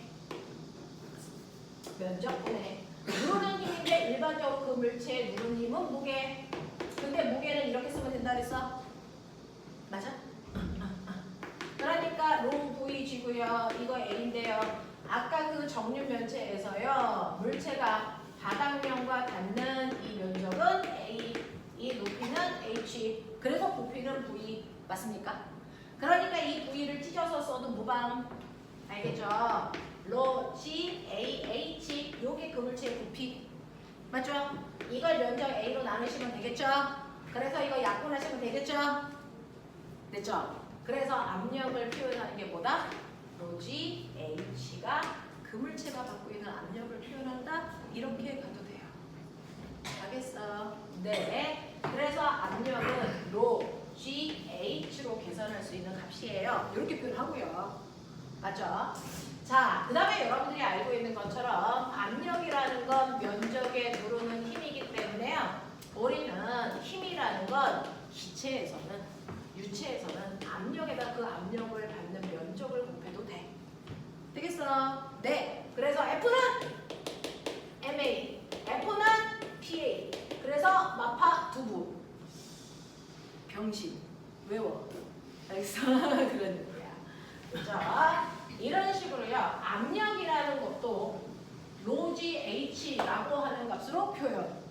그러면 실제로 물속에 있는 물체가 받는 부력을 가오나 가끔 뒤바라. 물체가 이렇게 있어요. 자, 이 물체를요. 물속에 넣을 거예요. 그러면 어떤 물체가 이렇게 물속에 들어가서 정지되어 있는 상태라고 해보죠. 그래서 정지되어 있으니까 얘가 아래로 작용하는 뭐하고? 중량, 로지, 로, VG. 그래서 이 물체의 물도 로, 됐죠? 이 물체의 부피, V 이거예요. 그래서 이 물체의 무게가 로, VG라고요. 납득? 오케이.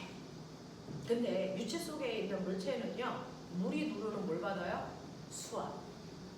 그래서 네, 그 수압을 받는데 압력의 방향은 모든 방향으로 작용하잖아요. 모든 방향으로 작용하는데 유체에서 작용하는 압력의 방향은 모든 방향으로 작용하는데 서로 상쇄되는 힘들을 만들어요. 그래서 우리는 항상 유체 속에 있는 물체들은요. 그 면과 수직한 방향의 압력만 작용한다라고 생각해서 계산하셔도 무방하다고요. 서로 상쇄되는 방향의 힘들은 무시할 거니까. 알겠습니까? 네. 그래서 유체 속에 있는 물체들은요. 무조건 그 면과 수직한 방향으로만 압력이 작용한다라고 놓고 계산하셔도 무방한데요. 그러면 이 물속에 있는 물체는요. 물이 누르는 수압을 받을 거잖아. 윗뚜껑은요. 요 위에 있는 물이 윗뚜껑을 요만큼의 압력으로 누릅니다. P1. 맞아? 옆뚜껑은요. 옆에 있는 물이 이렇게 누릅니다. 알겠어? 네. 이거 P2. 정신 차려라 이 새끼야. 아래 뚜껑은요. 아래 뚜껑보다 위에 있는 이만큼의 물의 양이 누르는 힘이 작용합니다. 어느 방향? 무조건 그 면에 수직한 방향으로 눌러야죠. 그러면 이 아래 뚜껑을 수직한 방향으로 눌러야 된다고요. 어느 방향으로 작용할까요? 이게요. 이 방향으로 아래 뚜껑에 작용하는 힘이 작용합니다. 알겠습니까? 이걸 P3라고 하자. 이거죠. 자, 그럼 이 중에서요. 양쪽에서 누르는 P2의 크기 어떨까요? 같아요. 그럼 얘와 얘가 뭐 됩니까? 상쇄. 그러니까 이거는 부력을 생각할 때 고려할 필요가 없는 힘이 되는 거야. 그러면 고려할 필요가 있는 힘은 윗뚜껑을 누르는 압력과 아래뚜껑을 누르는 압력이지. 근데 이걸 힘으로 바꿔야 돼요. 압력을 힘으로 바꾸려면요. 어떻게 하면 된다고요? 압력을 받는 면적을 곱해줘야 힘이 된다고. 맞아요. 윗뚜껑의 면적도 A고요. 아래뚜껑의 면적도 똑같이 A라고 하면 이게 윗뚜껑을 누르는 힘, 아래뚜껑을 누르는 힘이야. 어떤 힘이 더 커? 위를 누르는 힘이 클까요? 아래를 누르는 힘이 클까요? 아래를. 당연히 아래를 누르는 압력이 더 크기 때문에 아래를 누르는 힘의 크기가 더 큽니다. 근데 두 힘이 반대 방향이죠. 그러니까 알자임은 어떻게 구해야 됩니까? 빼야죠. 되겠어? 그러니 아래 뚜껑을 누르는 힘이 P3A에서 윗뚜껑을 누르는 힘이 P1A를 뺀 값이 됐어? 어느 방향으로 작용하니? 이 힘이 위쪽 방향으로 작용하죠? 얘가 바로 부력입니다. 됐어? 윗뚜껑을 누르니까 아래 뚜껑을 누르는 힘의 차이가 부력을 만든다. 알겠습니까? 이렇게 되는 거예요. 그 중에서 무조건 아래 뚜껑에 작용하는 압력이 더 크기 때문에 아래 뚜껑에서 밀어 올리는 힘이 무조건 더 큽니다. 그래서 부력은 무조건 중력과 반대 방향으로 작용하는 힘이 생기는 거예요. 그죠? 요거를 계산하시 계산하시면 이 값이 부력이라고 했으니까 나는 계산할 겁니다. 되겠어? 네. 그랬을 때 여러분들이 보시는 A라고 묶어내시고요. 여러분들 P3요. 압력 어떻게 구한다고요? 로지 H. 되겠습니까? 이렇게 구할 겁니다. 자, 그 중에서 여기서부터 여기까지의 수면의 깊이를 H1. 여기서 왜요?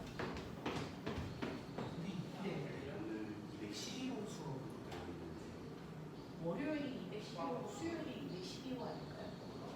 수요일도 211호. 월날 212호?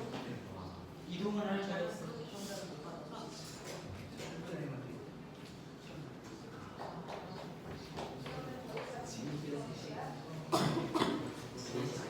한 시간을 한번 진짜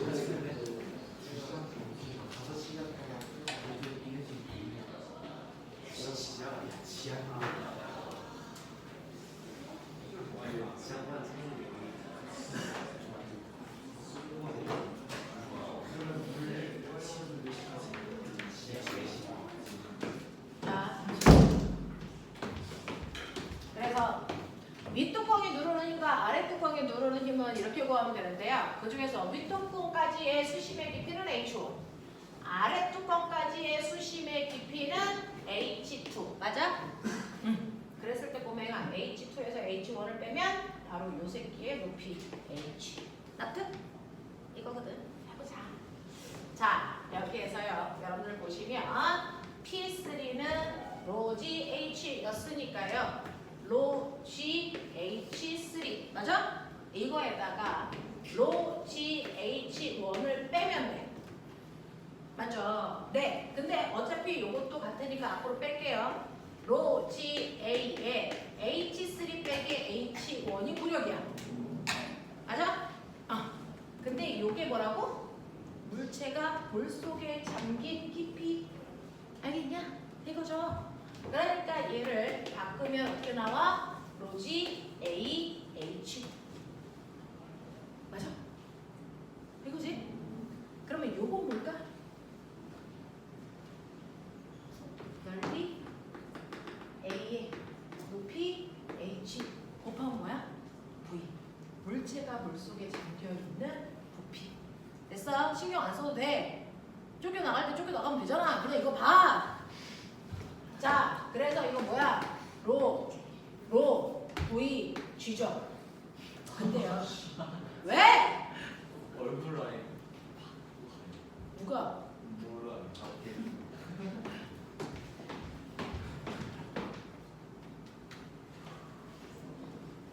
네. 우리가 고등부 항아들을 저 옆으로 밀었고요. 오, 우리 짱인데. 서로 비켜드리는 거예요. 다음 수업 특강은 월수 다 211호로 가자. 알겠어요? 네. 그렇게 된대요. 자, 그래서 거기 자꾸 안 보셔도 돼요. 안 보셔도 돼요. 자, 이때요. 뭐 하나 여러분들이 자, 확인하셔야 되는데 로브이지. 됐죠? 이거요. 실제로 아까 여기서 봤던 로브이지 보여요? 모질 때 식이에요? 무게질. 무게질 때 식이죠. 이때 이 뭐가요? 뭘까요? 라고 하면 물체의 밀도였죠. 어떤 물체가 있을 때 그 물체의 고유한 성질, 물질의 뭐? 그 물체만이 가지고 있는 고유한 성질로 다른 물질과 구별되는 성질을 뭐라고 한다? 개새끼. 우와. 그 물질만이 가지고 있는 특별한 성질로 다른 물질과 구별되는 성질을 뭐라고 한다? 물질의 특성. 특성. 물질의 특성에 뭐뭐 있다? 녹는 점, 끓는 점, 밀도, 평등. 중학교 내용도 지금 물질을 구분하는 물질의 특성에 뭐 있니?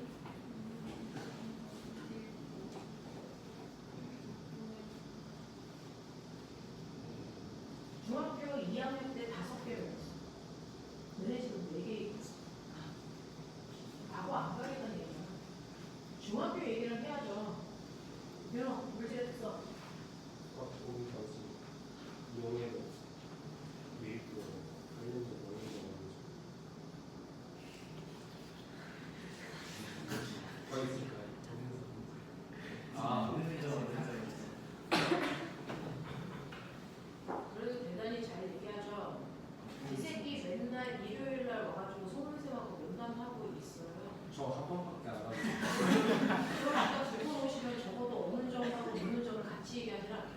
왜 좋아서? 이거는 근데 왜 생각? 머릿속에다가 지대로 보십시오. 이제 얼마 안 남았습니다. 그래서 은행볼 6일부터 불려가는 사람들이 있네요. 몇 명만 불려? 얼마나 남았을까요? 1000달 불려가는데 이렇게 되다 보면 문제 있습니다. 그래서 잠시 가까이 들으시고요. 이제 한 달 조금밖에 안 남았습니다. 빠르게 그냥 느리게 불려가는 거죠. 그러면은 2차 면접 대비할 시간이 없어요. 빨리 갔다 오는 그러니까 지금부터 열일날 준비하시면 되고요. 송원쌤 맨날 퇴근 늦게까지 하시면 5시간 정도 저번 주에 오셨더라고요. 그래서 그러니까 시간 될 때까지 와가지고 빨리 면접 대비하시면 되는데요. 자, 물질이 가지고 있는 특별한 성질로 다른 물질과 구별되는 성질이 그 물질만이 가지고 있는 물질의 특성이더라. 그 물질의 특성 중에 하나가 뭐다? 밀도. 그러니까 여기에 있는 이 물체의 밀도와 물체가 잠겨있는 물의 밀도가 같겠니 다르겠니? 다르죠. 물질의 특성인데요. 됐죠? 그러니 여기에 잠겨져 있는 물체의 밀도를 로라고 썼고요. 됐어요? 이 유체가 수압을 만드는 건 물의 밀도가 만드는 거잖아요. 물의 밀도를 로제로라고 쓸게요. 맞아? 그러면 여기에서 얘기하는 이 로는요, 부력은요, 물체가 만드는 거야, 유체가 만드는 거야? 그러니까 이 밀도가 뭐였어야 돼? 로제로였어야 돼. 물의 밀도였어야지. 됐죠? 그리고 이 부피가 뭘까요? 잠긴 부피. 네. 이 물체는 다 잠겼으니까 물체가 가지고 있는 원래 부피나 부력을 만드는 부피는 똑같지만 어떤 물체가 절반만 잠겨있어. 그랬을 때 이 물체의 무게는 로 VG로 전체 부피를 구하지만 부력은요 절반만 잠겨 있으니까 유체 밀도 로제로에다가 잠긴 부피 2분의 1 V 하셔야 되거든요. 거기다가 중력가속도 G 하셔야 되거든요. 그래서 부력은 로 VG지만 이 로는요 물의 밀도다. V는 V 다시 잠긴 부피다. 알겠습니까? 이렇게 쓰셔야 돼요. 하시겠어요? 하시겠어요? 이런 얘기입니다. 이런 얘기입니다. 그래서 부력은요 물의 밀도에다가 물 속에 잠긴 만큼의 부피. 알겠어? 거기다가 중력가속도로 곱하시면 물 속에서 받는 부력의 크기이고요. 됐어? 부력의 방향은 위와 아래에서 물 속에서 받는 유체 속에서 받는 압력의 차이가 만든 힘이거든요. 압력의 차가 만든 힘이기 때문에 무조건 중력과 반대 방향으로 작용합니다. 알겠어? 그래서 여러분들이 기억하셔야 되는 마지막 부력이라고 하는 힘은요. 사실은 로 제로 V 다시 G로 구하시는 게 맞습니다. 로 제로 V 다시 G. 이게 어떤 의미인지 좀 기억하세요. 되겠어요? 네. 자, 그렇다면 꼬매나 내가 이제 늘 이거 설명하면서 아가들한테 물어보는 게 있어. 어떤 물 속에요 애새끼들이 들어가 있는데요. 얘 여기 들어가 있어. 여기 들어가 있어. 여기 이렇게 들어가 있어요. 여기 이렇게 들어가 있어요. 자, 여기 더 깊게 들어가 있어요. A, B, C 같은 물질인데요. 잠긴 깊이를 다르게 한 거예요. 이 중에서 가장 큰 부력을 받는 게 누굴까요? B와 C. B와 C의 부력이 같은 거 아세요? 그리고 A의 부력만 부피가 작으니까 부력도 작겠죠. 이렇게 돼요. 부력이라는 건 물속에 잠긴 깊이를 의미가 있니 없니? 없어요? 없죠. 그러면 선생님 여기 땅바닥에 어떤 새끼 붙어 있어요? 우와. 으아! 이 부력은요. A, B, C, D의 부력이 다 같다 다르다. B, C의 부력과 D의 부력 같니 다르니? 같습니다. 아까 그려봐 드렸죠. 얘는 달라요. 뭐지? 얘는요. 무게하고 부력이 같은 크기죠. 얘는 무게하고 부력하고 바닥에 밀어 올리는 수직 항력도 있죠. 됐어. 그래서 이때는 무게보다 작은 부력이 작용하고요. 바닥에 밀어 올리는 수직 항력도 작용합니다. 알겠어? 그래서 얘 부력이 다 같다고 하시면 안 됩니다. 땅바닥에. 근데 로브이지 아니에요? 네? 로브이지 공식. 네. 근데 얘는 바닥면에 여기 있는 이 부분이요. 물이 누르지 못해요. 그래서 되겠어. 그래서 부력이 크기가 다르게 작용합니다. 되겠냐? 네. 자, 그래서 여기에 물이 들어갈 수만 있다면 바닥에 살짝이라도 떠 있어. 그럼 갔겠죠. 근데 바닥면에 붙어 있으면 그 부분에 부력이 작용하지 않습니다. 되겠어? 그래서 달라요. 이렇게 되는 겁니다. 자, 그러면 이런 식으로 여러분들이 부력을 계산할 수 있는데요. 그 중에서 첫 번째, 부력이라는 걸 계산할 수 있다 그랬는데 부력을 알 수 있는 방법 몇 가지? 세 가지. 지금 여러분들이 보신 것처럼 부력은 계산식에 넣어서 계산하시면 됩니다. 로, 제로, V죠. 개놈의 새끼, 저 서암 새끼, 저 11원 방탱이 같은 새끼 지금. 자, 부력은 계산한다. 부력은 계산한다. 됐죠? 네, 계산하시면 돼요. 되겠어? 할 수 있겠어? 네, 근데 부력을 계산하지 않고도 할 수 있는 방법을 초딩 때 배웠다. 측정할 수 있다. 부력 잴 수 있어요. 어떤 물체를 용수철 저울에다가 매달아 놓고요. 용수철 저울이 늘어나는 길이로 탄성력을 재면 그 탄성력의 크기와 그래서 물체가 작용하는 무게의 크기가 같겠죠. 그래서 무게를 잽니다. 그랬더니 이렇게 100N입니다. 됐죠? 그리고 나서 얘가 물속에 꼴딱꼴딱 잠길 때까지 이렇게 넣는 거죠. 그러면 이때요, 이 물체는요, 자, 잠기고 나서 정지할 때까지 기다렸다가 재보시면요, 사실은 이때 작용하는 힘은 아까처럼 2개가 아니고 몇 개가 되니? 3개가 돼요. 지구가 아래로 잡으라기에는 무게는 변화가 없겠죠. 근데 위쪽 방향은 뭐 하나가 더 생깁니까? 부력이라는 힘이 하나 더 생기고 용수철이 잡으라기에 탄성력이 생기겠죠. 아까는 탄성력이 무게만큼 작용했어야 되는데 요번에는 탄성력과 부력을 합해서 무게만큼 작용하면 되니까 탄성력의 크기가 부력만큼 줄면 되겠죠. 그래서 부력이 30이라고 쳐? 그럼 탄성력의 크기는 얼마 바뀌니? 70. 알겠어? 그러니 실제로 공기 중에서 작용했던 탄성력의 크기에서 물속에서 작용하는 탄성력의 크기를 뭐하면? 빼면 물속에서 받는 무슨 크기가 나옵니까? 부력의 크기가 나옵니다. 알겠어? 그래서 공기 중에서 측정한 무게에서 물속에서 측정한 무게값을 빼면 그 물체가 물속에서 받는 부력의 크기가 돼요. 되겠어? 알겠어? 됐죠? 그래서요. 지금 이 물속에서 부력의 크기가 얼마인지를 알 수 있는데 이때 부력의 크기는 이 안에서 로, 제로, V, G만큼 작용하겠죠? 그렇다면 보면 물체의 물의 밀도를 뭐 시키면? 변화시키면. 물의 밀도를 변화시키면 부력의 크기가 뭐해지겠니?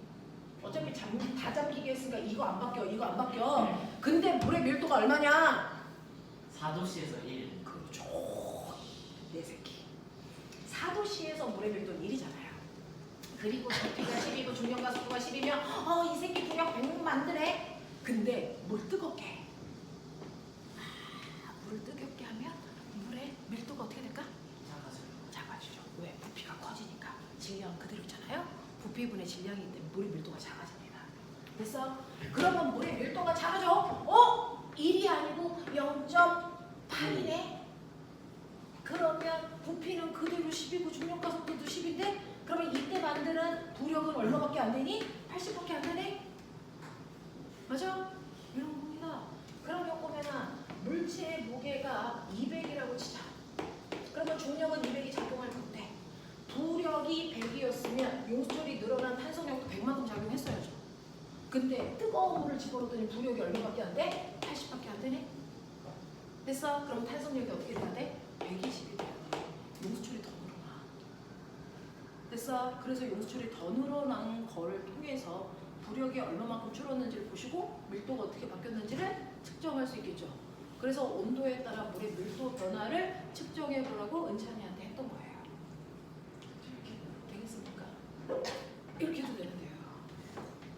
또 다른 방법도 있죠. 부력을 재는 또 다른 방법. 저 나가야 됩니다. 우리 2시 10분까지만 하고 저 쫓겨나가야 됩니다. 10분 넘었는데. 마지막 부력 이거만 하고 갈게요. 자, 보면은 꼴딱꼴딱 물이 있어. 꼴딱꼴딱 물이 있는데 네가 여기다가 어떤 물체를 집어넣으면 이 물체가 요만큼의 부피를 차지해야 되니까 여기에 원래 있었던 물을 뭐하니? 밀어내요. 그러니까 얘가 들어가면 딱 자기 뭐합니까? 넘치죠? 네. 그러면 이 넘친 물의 무게는 어떻게 됩니까? 이렇게 되라 그죠? 물의 밀도가 뭐예요? 로제로. 넘친 부피가 얼마예요? 그래서 G 이게요. 바로 이물체가 이 물속에서 받는 부력이자 넘친 물의 뭡니까? 무게예요. 그러니까 부력을 알 수 있는 세 번째 방법은 넘친 물의 무게를 재는 방법이 있다고요. 알겠어? 근데 꼬맹아 미안해. 자, 물은 안 넘쳤다고 치자. 물이 여기까지 있어. 자, 근데 이렇게 있는데요. 내가 여기다가 이렇게 저올라. 아가야. 얘가 없을 때는요. 물하고 비커만의 무게를 쟀어. 그랬더니 100이야. 근데 이 새끼를요. 이렇게 넣어가지고요. 그래서 네, 넣었다고 쳐요. 부력이 이 무게가 늘어날까 안 늘어날까? 아직 바닥에 안 닿았어. 물체는 여기 가운데 떴거든요. 아직 바닥에 안 닿았어? 이 무게 늘어날까 안 늘어날까? 정확히 늘어나. 이게 140이라고 보시다. 이게 뭘까요? 실제로요. 그래서 이물체의 무게와 같은 만큼 부력이 작용하니까 떠 있겠죠. 근데 그 부력을 한국말로 얘기하면 뭡니까? 부력은 물이 물체를 40N의 힘으로 뭐했다? 민다 이 얘기죠. 그러면 이거에 뭐가 있어야 되니? 반지하게 말해봐. 물이 물체를 밀어 올리면 물체가 물을 뭐하니? 40N의 힘으로 누르겠죠. 그러니까요. 물체가 여기 있는 물을 40N의 힘으로 눌러요. 그러니 이 저울은 물과 비커의 무게에다가 물체가 무력만큼 누르는 힘을 추가가 되겠죠. 그래서 물체를 넣었을 때 저울의 눈금의 증가량이 바로 부력의 크기마다 되겠어. 이렇게 가는 겁니다. 되겠죠. 그래서 여기다가 연출 저울을 이렇게 넣고 놔도 저울이 바뀌어요. 부력만큼. 이걸로 직접 가능합니다. 되겠어? 자, 꼬맹아, 거기에 있는 테마 1번부터 8번까지 문제 풀어야 돼. 우리 오늘 3번까지밖에 못했어, 이 새끼들아. 그거 언제 다 해? 테마 1번 다 풀어와. 8문제야. 알겠어? 5문제만 더 풀면 돼. 빨리 한 빨리 갔다 와. 몇 시부터 수업 시작인가요? 25분인데요. 25분에 들어오라고 말씀드릴게요. 25분에 들어오라고 말씀드릴게요. 빨리 하세요.